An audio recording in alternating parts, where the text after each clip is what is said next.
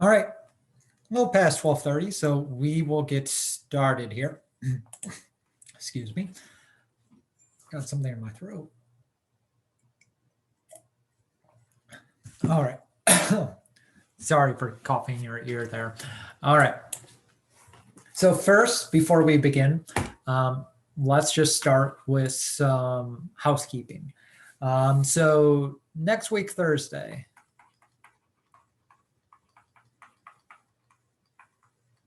test 4. So this will be on test 4. This is the last slide of test 4.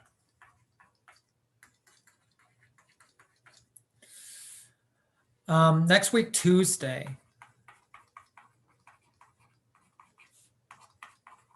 So after thinking about it, we did have a lecture planned for there. But what I think is going to happen, or this is what I'm going to say is going to happen.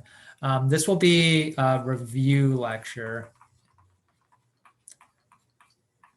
So I'll open up the Zoom window, 12:30, 1:45, and I'll be here. If you have questions about test 4 or anything really, feel free to stop by, ask me those. There was a reading guide there. Guide. So what I'm going to say is I'm just going to use that as extra credit if you want to do that. So if you've done it early, I want to reward you for that. So I will give you extra credit for that. If you haven't, I won't count it against you. So we're going to treat that reading guide on Tuesday completely as extra credit. And then final exam.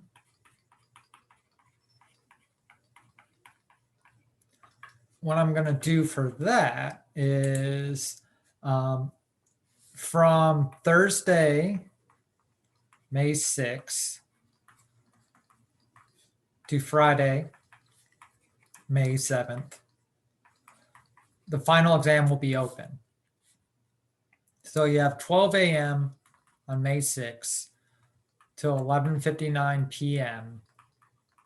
on May 7th. And you can take the exam whenever. And you should have, I believe final exams are 2.5 hours. I have to double check that, but I believe off the top of my head, that's usually how long you're allowed on those. It will be cumulative. So everything that we've covered is fair game. So make sure you go back over your old tests. Try and retake those again. What I might do now that I'm thinking about it is I might just copy those tests so that you can retake them as many times as you want. Because I think that's a really good way of studying instead of just taking the test with the answer right in front of you. You're not really challenging yourself. But if you just retake it, that's a good way to study. So I'll set that up and it'll be test 1, study, where you can just, when you open it up, it'll be you're taking it again for the first time. And I'll set it up so you can do that as many times if you want. So I'll do that.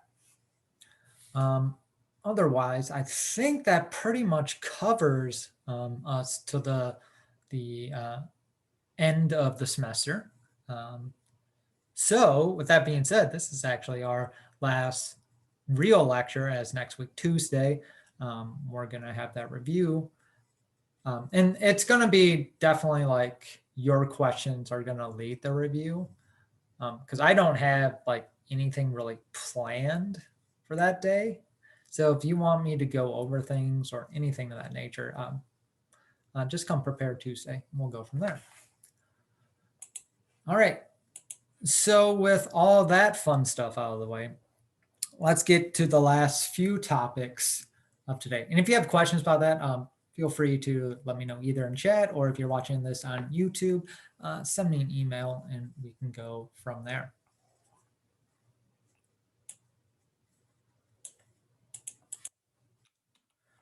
So to begin with, we have a few more ideas to talk about RNA polymerase. And then our very last topic for the semester will be mRNA. And I will say, if we don't get through all the slides today, which I think we should, but if we don't, Tuesday, I'll just start and finish off like the last 1 or 2 slides that we have, and then go into review. So over here on the right is an image from Current Opinions in Structural Biology. Good journal. If you're interested in structural biology, check out their website. They have a lot of cool stuff on there. But this is an image that is talking about RNAP proofreading. And RNAP needs a DNA template that's correct. If there's any missing DNA, or if DNA has been, a base has been changed, then RNAP can't work and it'll stall. And if RNAP accidentally inserts the wrong nucleotide, it does have a proofreading mechanism to go and fix that, which is what this image is showing. And the reason why RNAP is able to figure out that a wrong nucleotide has been added is because the DNA RNA helix within the enzyme itself becomes distorted, right? It's no longer a classical double helix. You have a little distortion, and that's how the polymerase figures out, oh, I put in the wrong nucleotide there. So what happens, and we can go over here, the words here on the left side of the screen is really describing this image. So what happens when we add the wrong nucleotide, RNAP is going to pause, and it's kind of going to break that double bond. So you're going to fray that nucleotide out. Then RNAP is going to back up one nucleotide, and this frayed nucleotide is going to go to the proofreading site, the P site. Once it's in there, what's going to happen is that nucleotide is going to be chopped off. Then it can move ahead one site and add the correct nucleotide and go on. So when it feels something's wrong, it stops, backs up, puts that wrong nucleotide in the proofreading site, and cuts that off. A lot of other proteins will assist with this, as I have written down there: gray A, gray B, TF, 2S. You don't need to worry about those names. Like, I'm not gonna, I can guarantee you one of my test questions will not be like, what does TF2S do? But just know that, you know, like this, like everything else in cell biology, is usually a multi-protein process, and it's a lot more complicated than when you first learn about it. So there are a lot of helper proteins that help out with RNAP doing this proofreading step. Now, let's talk about the different promoters for RNAP, and we're going to talk about RNAP1. And who can remind me, what RNA does RNAP1 make again? What did we say on Tuesday is RNAP1's main job?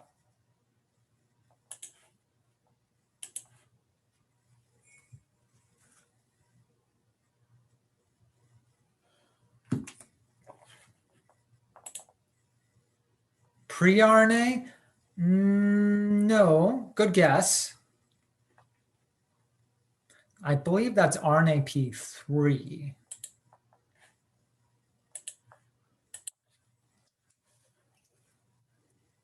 Let's see. Here's a good way to make me learn about it. So RNAP1 is number 1. If I want to make proteins, what structure do I need inside my cells? What makes proteins?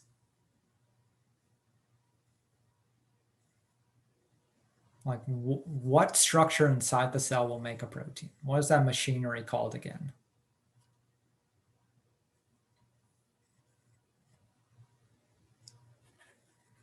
Starts with an R. ends with a basome, a ribosome. So maybe the way, I don't know if this helps, but RNA1, the first one, will make RNA to make other proteins. So it's going to make rRNA, ribosomal RNA. The lagging strand. Not sure what you mean by the lagging strand. This is making ribosomal RNA, right? Because remember from, I think what you're thinking of is the anti-coding strand, maybe? I'm not sure, but ribosomes, right, are made out of two things, RNA and protein. And their job is to make protein by reading mRNA. mRNA goes in, protein comes out. So RNAP1 is the thing that makes the RNA portion of ribosomes. So let's talk about their promoter sequence. And a common theme for RNAPs is that even though we're talking about RNAP itself, like there are a lot of other proteins involved that we do not touch on. As you can imagine, this is actually super complicated, and we're just trying to strip away a lot of the other proteins to just get to the very basic picture for just our basic understanding. Any of you who decide to go further in your education, that's when you get to learn all the fun nuts and bolts of exactly what's going on. But just for a basic education here, we're just going over not too deep. So there's a lot of proteins that identify the promoter and recruit RNAP. We're not talking about those. For RNAP1, the promoters are species specific. So every single species has a different promoter region to make their ribosomal RNA. But there are some things that are usually common. We have a core promoter element that is between regions -31 and +6. And if you remember what these plus and minuses mean again, +1 is the first nucleotide you transcribe. Anything that's plus is to the right of that. Anything that's minus is to the left of that. And there's this promoter region that's very far away, -187 to -107. This has our recognition sites, lots of G's and C's there. And this is really what's going to help recruit RNAP1. So different proteins combine to this recognition sequence. Once those are bound, RNAP1 will see that they're hanging out in the DNA, come and interact with those proteins, and it gets the process started. So that's the trend for the RNAP1 recognition site. For RNAP2, and let's do the same game, what type of RNA does RNAP2 make?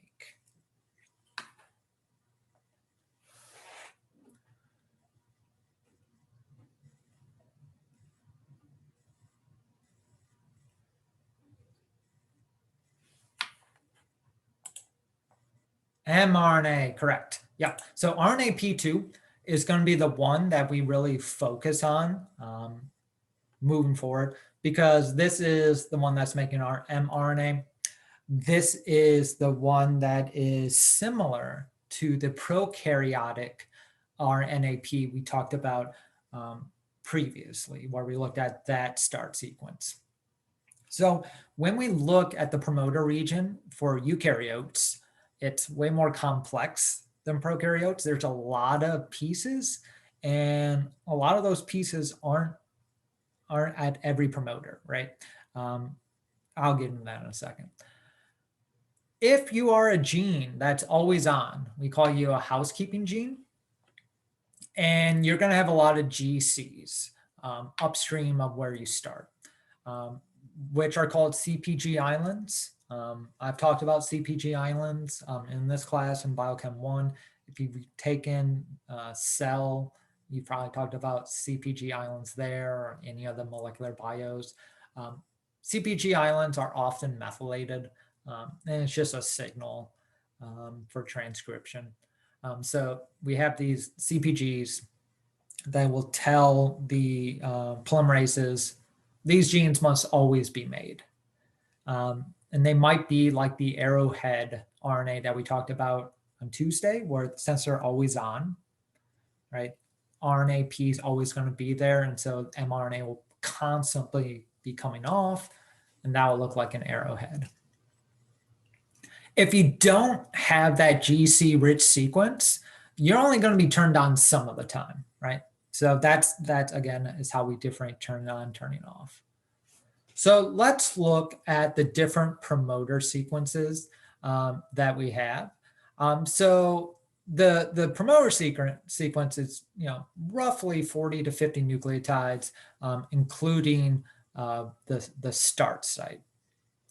And pieces of the core promoter, that is the region of the DNA that tells the polymerase to work. One is the Tata box, similar to the, I called it the Tata box in prokaryotes. It technically is the Primbow box in prokaryotes, if you remember that. So prokaryotes, we call it the Primbow box. Eukaryotes is the Tata box, but it's like basically the same thing, same sequence, lots of ATs, 21 to 35 upstreams. However, in prokaryotes, you like always had the Primbow box because this is where RNAP unzipped DNA, if you remember that right. So prokaryosis was AT rich. You unzip DNA because of that. However, you see here, even though the Tata box is like well known, and at least when I was a student, like every single class I took in biology seemed like it wanted to talk about the Tata box. One, that's because as a student, you talk with your friends, always laugh about the name Tata box, but it's actually only there for 1/3 of genes, right? It's not actually that prevalent.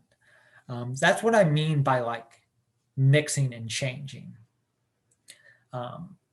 Not every element in eukaryotes are going to be there. Now, half of our promoter regions have this initiator sequence, and it's somewhat conserved. So these Y's mean like any pyrimidine. This N means anything. So pyrimidine, always A, anything, A or T, pyrimidine. So 50% here. So 50% it'll have this. 33% chance it will have this. I don't know why I did 50 and 1/3, but sure. And then you have an MTE, DPE. Again, these are all just different promoters. And the idea is, if you're mixing the Tata box, you're going to have one of these. If you have the Tata box, you're probably not going to have one of these, right? So they're just different promoter elements. And we also have well, I'm just going to call it the cat box.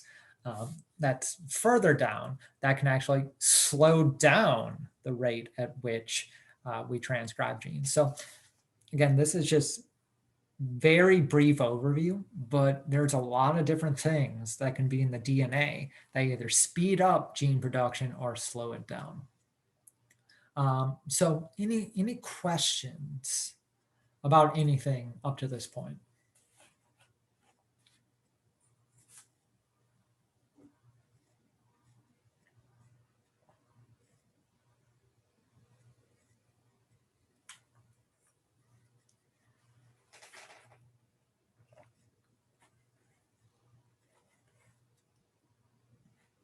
All right.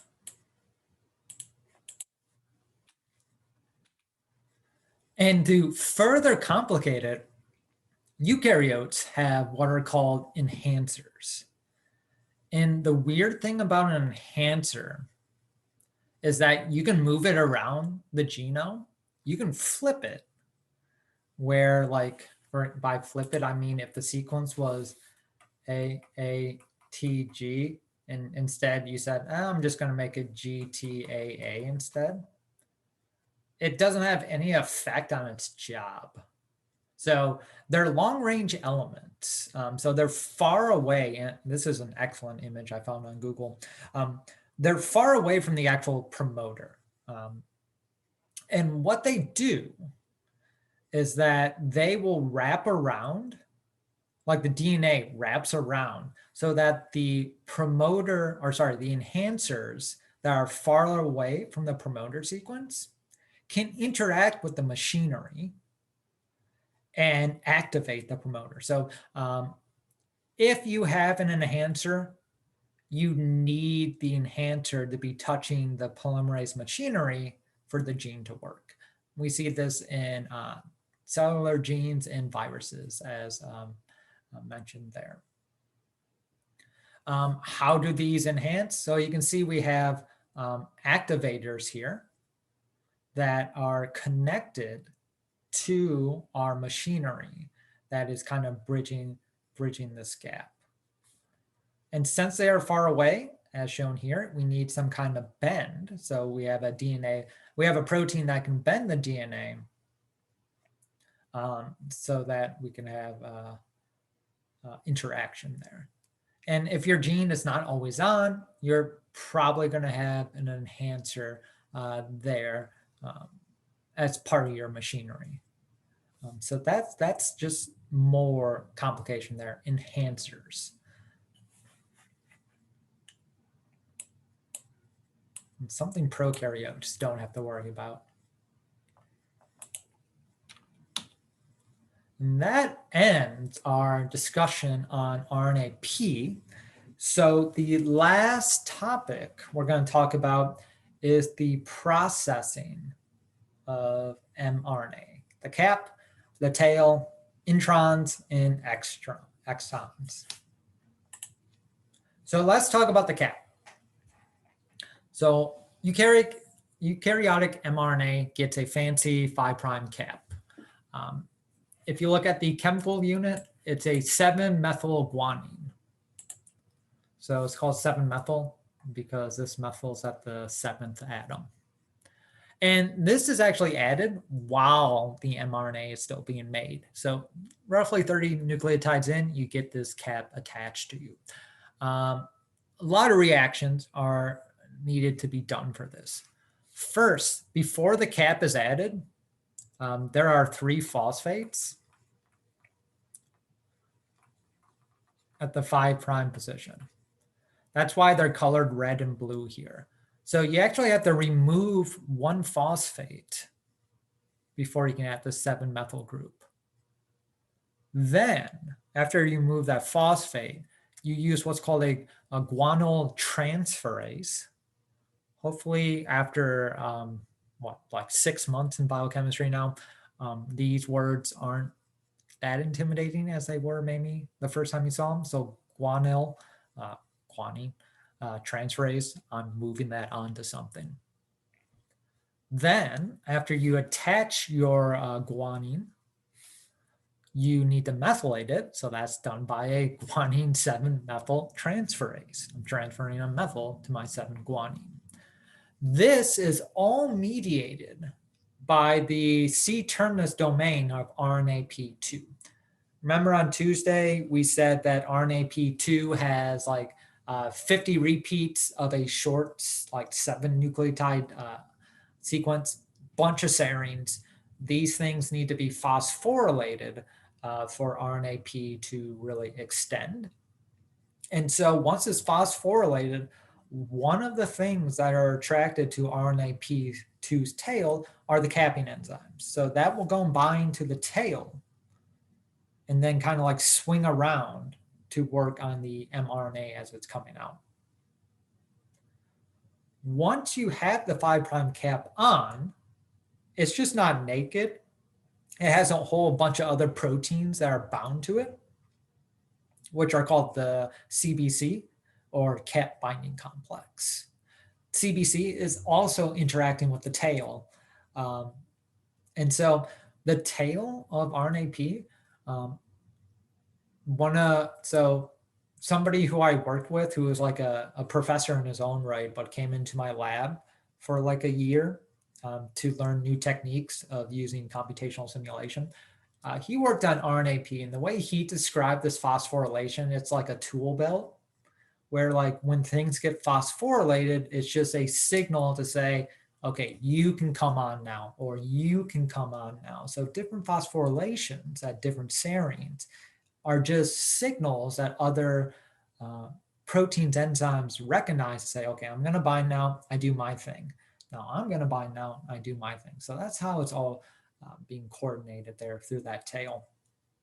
And then once we have that little cap on, this is just to protect our mRNA so it doesn't get destroyed right after we make it. So this has some protection function there.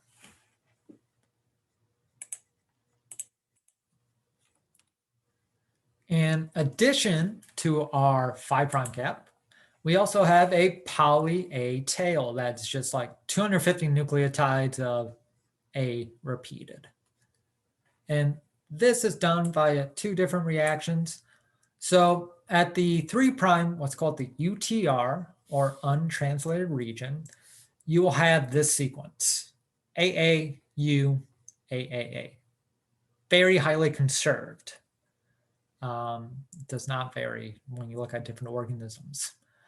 And that is the signal that the A tail goes after this. And to the left of this will be U or GU rich sequences. So some UGU rich sequences, AAU, AAA, that's our cue to say, okay, now add the poly A tail here. And this is added by poly A polymerase, or PAP. So PAP will add all of the adenosines. You need ATP to do this. But it does not matter what RNA we're working on, because all of our mRNAs are going to have this, and that's the signal to add those tails. And of course, there's more proteins that go along with this, CPSF, cleavage, and polyadenylation specificity faster. So this turns on PAP. So the idea is CPSF goes and activates PAP, which will go and add poly A tail if you have the AUAAA sequence, which you should. All right, so let me just take a pause there and ask, like, so up to this point, questions people might have about anything that I'm talking about so far.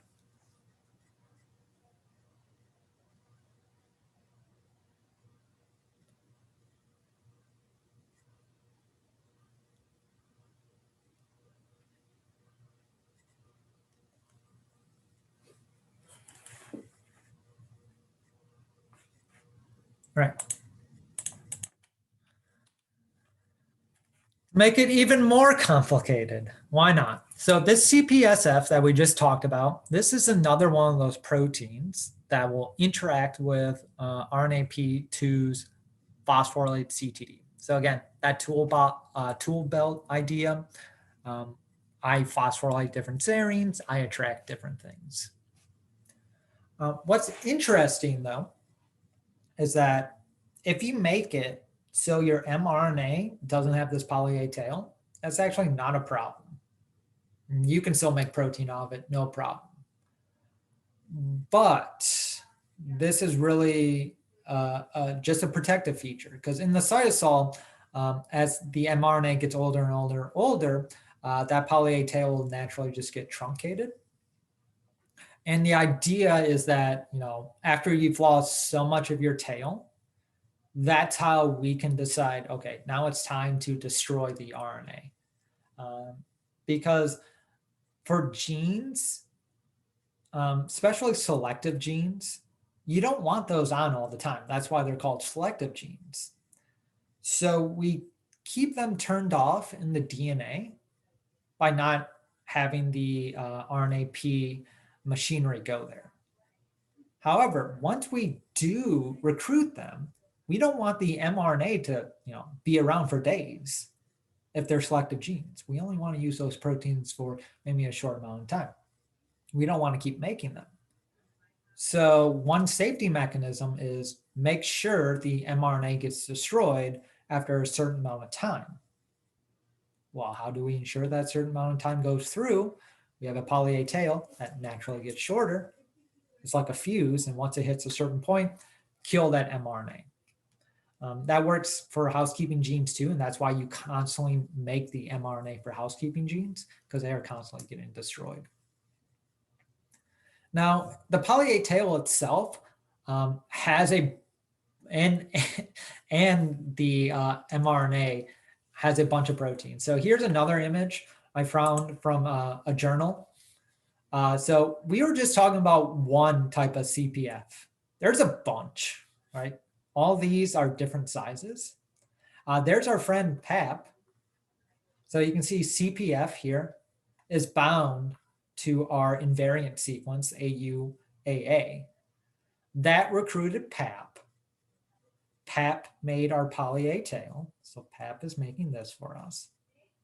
And then once we have that poly A tail, protein PABP, our poly A binding protein, will come and bind onto our tail. And this will also serve as a layer of protection to make sure that our tail isn't destroyed. I just want to say for like all these other proteins, don't worry about this. So here's that GU rich region we were talking about that we said is like 50 to 60 nucleotides away from AUAA. You can see here, all we're doing is just, this is used for recruitment, and that recruits other things. So Simplekin, which is a fantastic name for an enzyme, CSTF, don't worry about any of these names, but this is a more complete picture of what's going on than your textbook ever provides. So yeah, questions about the poly A tail, the cap, anything.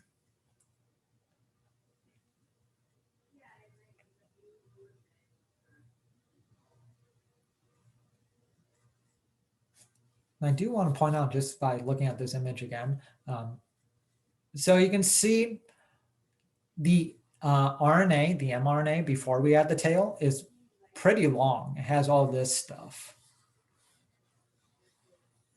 And all that stuff just gets chopped off to add the tail, right? So that's just extra stuff that never gets translated.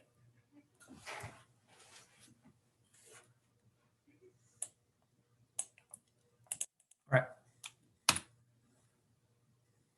Now, something that else is unique about eukaryotes is that we have introns and exons. So capping, like we said, happens after you're like 20 nucleotides deep, you add the cap. While you are making the mRNA, you will start to splice it. And you only have complete mRNA after you have spliced out the introns, you have capped it, which happens very fast, and you have added the tail. And the tail is like only added after the mRNA has come off the DNA. So a lot of these things will happen at the same time. Here is our genome for O-albumin. It's egg white. So that's what this protein is. It's the egg white protein. You can see all of the DNA there. Make it into mRNA. Add our poly A tail, have a cap, chop it off, and this thing of 7,700 base pairs, nucleotides, is reduced to 1,872, which means that we transcribed 5,900 nucleotides. We used all that ATP, GTP, CTP, UTP for like nothing. It just gets chopped off. Wasted energy. So how do we actually splice our introns then? And it's really cool in that this costs no energy. And this is built into every one of your RNAs. This is built into our genomes.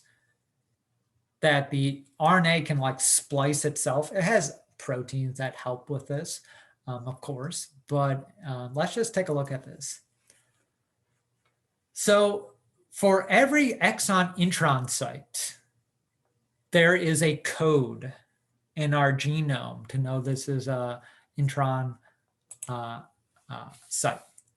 100% of the time, right after the exon, the first two nucleotides in your mRNA are going to be G and U, 100% of the time. 100% of the time, right before an exon starts, it's going to be an AG. So those are some codes in our genome to know where exons are. We also have other nucleotides that happen very high frequency. That's what these numbers are. And also right at the exon site, we have high frequency as well. Now, what happens for our first step is that on adenosine, you form a new bond. So you have an OH group at the 2' OH. So if you have forgotten your mRNA structure, tisk, 1', 2', 3', 4', 2 OH, 5'. So this is RNA, because DNA at the 2' position would have a hydrogen. So what happens is that this hydroxyl from the 2' position will go and attack this guanine that's right before a splice site. And that's always a guanine. So that happens. That will break the phosphate bond.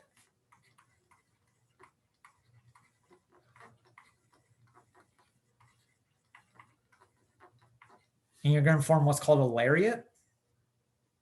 Hopefully everybody from Texas knows what that looks like. If not, it's this. It's like what a lasso makes. It's a lariat. And the 5' exon is no longer attached to the other part of the RNA. From there, the exon now has a free 3' hydroxyl, which would be this, because that's where you broke the phosphate bond off. Normally, this would have been in a phosphate bond because of the 5' to 3'. This is now free, so it will go and attack where the exon is. It will do the same thing that just happened to it, and the intron will now be completely cut off because it got cut off from both intron exon sites. And you have now just connected your exons together, removing those introns. The intron doesn't have a cap, doesn't have a poly A tail, doesn't have any proteins really protecting it anymore. So it's just going to be chopped up super fast, right? You're going to break this lariat, then you're just going to chop it up really fast. Like I said, all of this is done without energy, no ATP needed. And you're going to go from 5' to 3'. So you're going to move down the mRNA in order to do this. And like I said on a previous slide, this will happen while you're still making the mRNA. Even though the image that was from your book, this image makes it so it looks like that splicing is the very last thing to happen. That's not actually true. Splicing will happen while you're making the mRNA. So that's why it's co-transcriptionally. Right, so questions about our splicing there.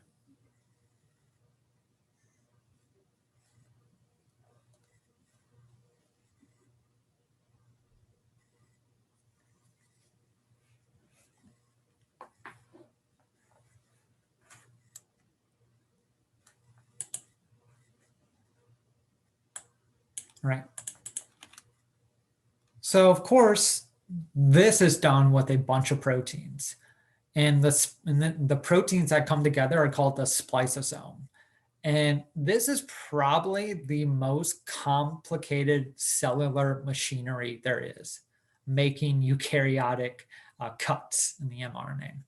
And the spliceosome is made out of RNA called small nuclear RNA. That's made by RNAP3. And this, I'm just going to do a little tangent here, but this, like many of the things we mentioned in biochemistry, is why there's this RNA world hypothesis. I don't know if I talked about it in Biochem 1 or not, but the idea is that the first biological molecule before proteins, before DNA, was RNA.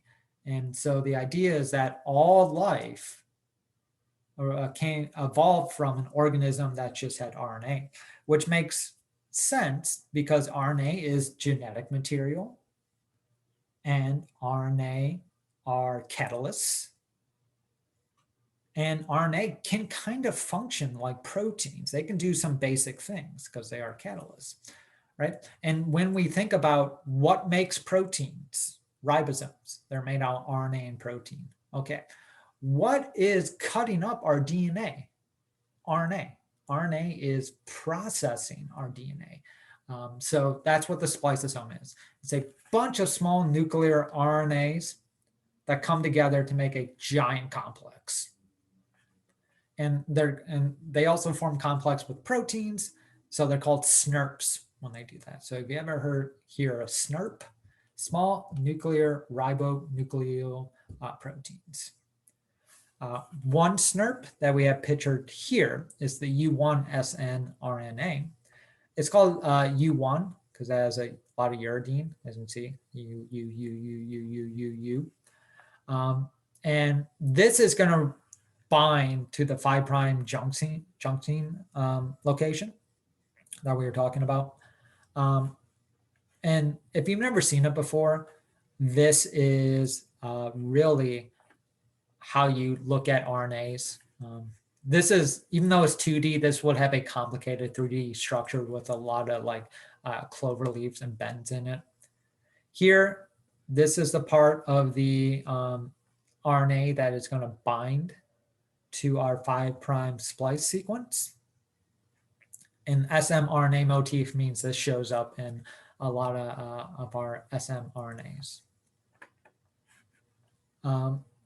So yeah, not much more to say about the spliceosome other than it's made out of RNA. Very complicated, very big. And it's going to bring together RNA, proteins, snRNPs all together. But we're not going to go into it more than that because, like I said, it's too complicated for general biochemistry. But I do have a question here. We have been talking about introns. And I said a couple slides ago, introns are a waste of energy. Nobody questioned me on that. So let's think about it. Why do eukaryotes bother with all of this stuff to have introns, right? Prokaryotes, it's way easier. You just make RNA and you're done. You don't have to do all this intron exon business. You don't need these SNRPs. Why do eukaryotes bother with introns? What are like two important evolutionary advantages of having introns?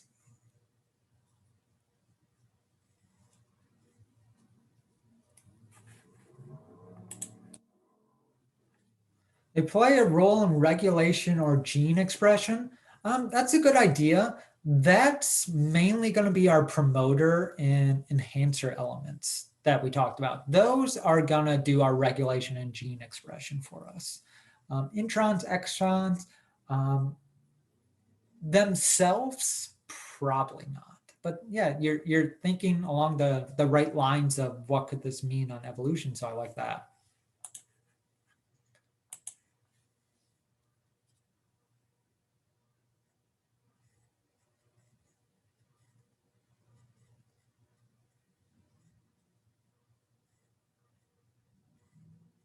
Well, let's think about general biology.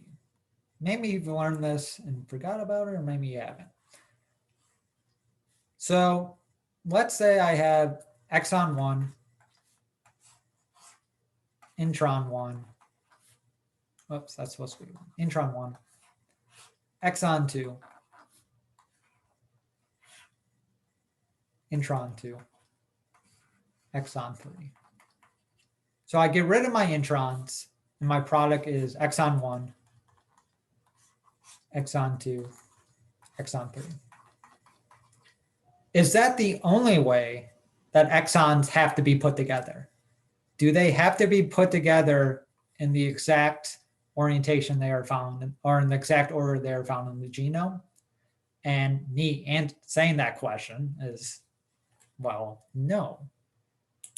Alternative splicing is a big thing.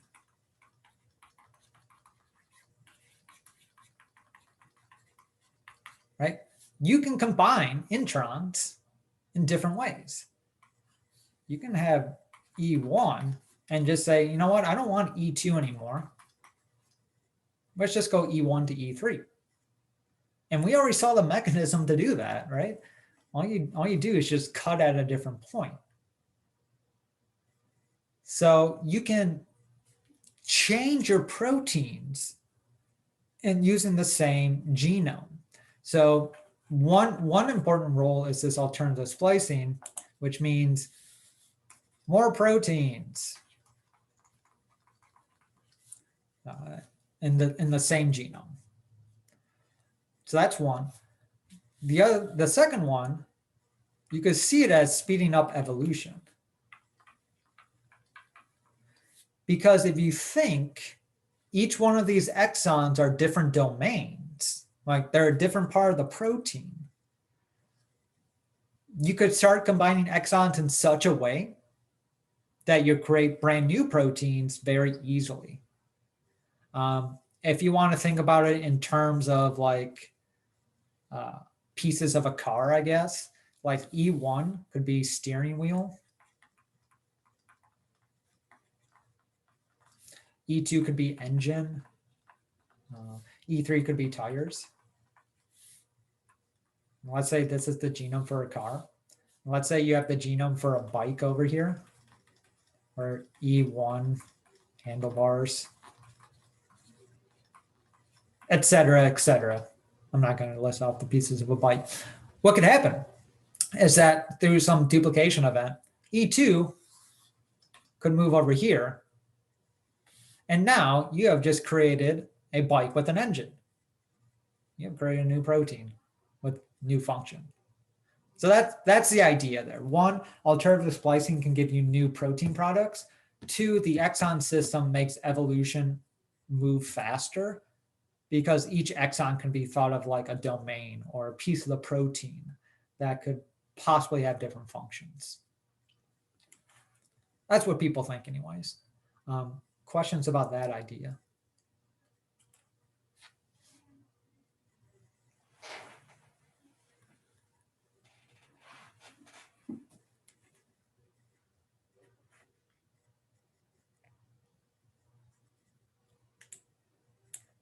All right. And here's that alternative splicing in action. So here's one genome. And here is that gene in different muscles. And you can see based on what cell you're in, you're going to make different protein products, but it's all from the same genome. So this is a rat gene that we're looking at, and just the mRNA from that rat gene. So all multicellular organisms have alternative splicing. Vertebrates really, they really leaned into that idea. So 95% of all your genes that are structural genes, they're going to do alternative splicing to make certain different genes. And each structural gene makes 3 different proteins. So when we look at DNA, we can't just look at the amount of DNA and know how many genes an organism makes. Because based on different splicing events, one gene could make like 10 different proteins based on how you combine your exons together. And that is it. Kind of short lecture today. And like I said, we're going to call it a wrap here on Biochemistry 2. So I hope you enjoyed your first 2.5 months of metabolism. And I thought at the end, instead of doing more metabolism, we'd mix it up and do a little DNA biochemistry, as I enjoy and I think it's useful to know. But yeah, if you have any questions about anything, or even like moving on, like once you're done with my class, if for some reason you ever have a question, you need a biochemist, feel free to email me, and I'll be happy to answer that. Otherwise, I will be here Tuesday, 12:30, to answer questions about test 4. Yeah, no problem. I hope you enjoyed 2 semesters of listening to me babble on. It's a shame that I couldn't see you, because I think this class is like 500 times more fun with classmates that you can talk to. And I can ask you questions and force you to answer, and then we go round robin and have a good discussion. Unfortunately, that didn't happen, but thank you for bearing with me this semester. Hopefully see you on Tuesday. But yeah, if not, have a good summer and semester, or see you on Tuesday. Take care, everybody.